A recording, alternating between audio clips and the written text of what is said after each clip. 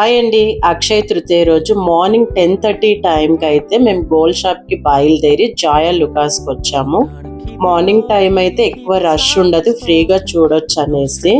First అయితే నేను ఇక్కడ ఇయర్ రింగ్స్ చూశాను.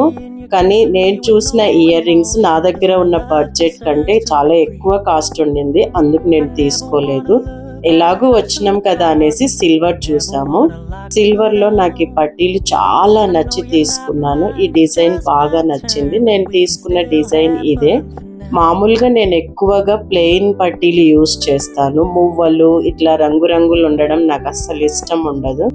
కానీ ఇదేంటంటే ప్లెయిన్ పట్టీకి మధ్యలో చిన్న ఫ్లవర్ వచ్చి రెడ్ అండ్ గ్రీన్లో రూబీస్ లాగా ఉండి యాంటిక్ టచ్ వచ్చిందనమాట.